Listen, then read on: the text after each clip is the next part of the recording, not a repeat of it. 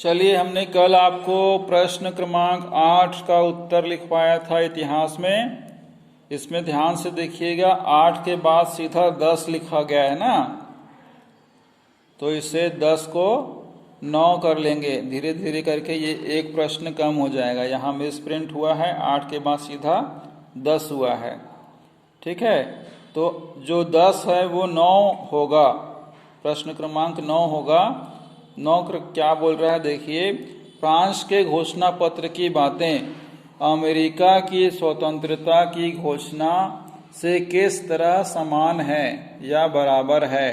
France का घोषणा पत्र और अमेरिका के स्वतंत्रता के बाद का जो घोषणा पत्र था उसमें क्या समानता है, यह प्रश्न पूछ रहा है।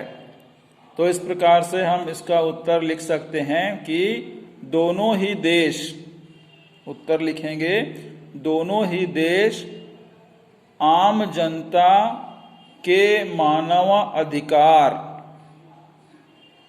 दोनों ही देश आम जनता के मानवाधिकार, विशेषकर जीवन, स्वतंत्रता और समानता प्रदान करने का पक्षधर रहा। ठीक है, पूर्ण विराम। 2 बार पढ़िएगा, आपको समझ में आ जाएगा उत्तर। ठीक है, उत्तर में क्या बोल रहा है, दोनों ही देश में जो घोषणा पत्र तैयार हुआ वो मानव अधिकार, खासकर लोगों के जीवन और उनकी स्वतंत्रता और उनको बराबरी देने का एक ही विचार था दोनों ही देशों का।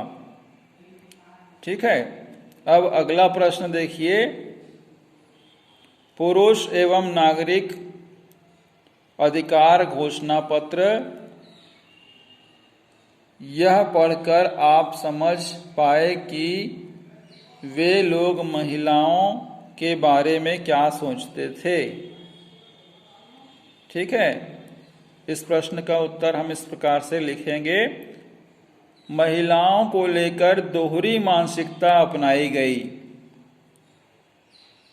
क्योंकि उनकी सोच के अनुसार महिलाओं का कार्य क्षेत्र घर के अंदर है और उन्हें सार्वजनिक जीवन में प्रवेश नहीं दिया जाना चाहिए और सार्वजनिक क्षेत्र में महिलाओं की दखल नहीं होनी चाहिए। इस प्रकार से घोषणा पत्र को पढ़कर हमें मालूम पड़ता है। ठीक है, पूर्ण विराम। अगला प्रश्न देखेंगे, जो 12वां प्रश्न है वो 11वां हो जाएगा, है ना, मिस प्रिंट की वजह से। आज हम भारत में जिन मौलिक अधिकारों की बात करते हैं उनकी शुरुआत फ्रांसीसी क्रांति से किस प्रकार हुई लगती है। ठीक है, तो इस प्रकार से हम इसका उत्तर लिखेंगे, फ्रांस को क्रांति के बाद, फ्रांस की क्रांति के बाद लोकतंत्र की स्थापना से मौलिक अधिकारों की शुरुआत हुई। कहाँ?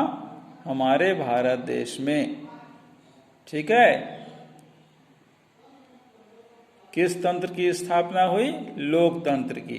फ्रांस की क्रांति से हमने कुछ सीखा और लोकतंत्र की स्थापना से मौलिक अधिकारों की शुरुआत हुई।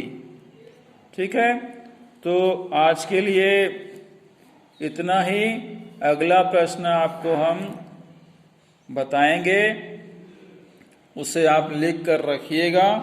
वह प्रश्न कौन सा है? अलग अलग देश में हुई लोकतांत्रिक क्रांतियों में गरीब तबके, विशेषकर किसानों की क्या भूमिका रही। इस प्रश्न का उत्तर हम आपको अगले दिन बताएंगे। इसे आप साफ अक्षरों में लिख लीजिए। ठीक है, तो आज के लिए इतना ही। आपको लग रहा होगा कि टाइम बे टाइम वीडियो आ रहा है, तो इसके लिए मैं आपको थोड़ा सा जानकारी देना चाहूँगा कि पिछले हफ्ते पूरा हमारे गुरुकुल स्कूल में 10वीं और 12वीं की पूरक परीक्षाएं का केंद्र बनाया गया था।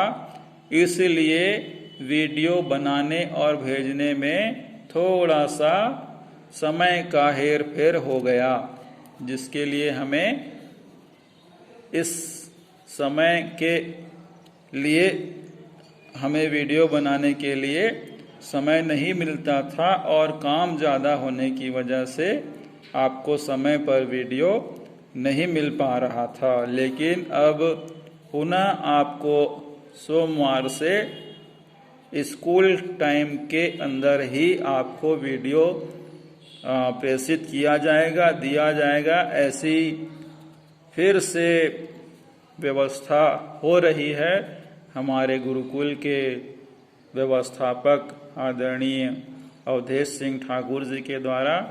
फिर पुनः हम सामान्य रूप से स्कूल टाइम में ही आपको वीडियो भेजा करेंगे।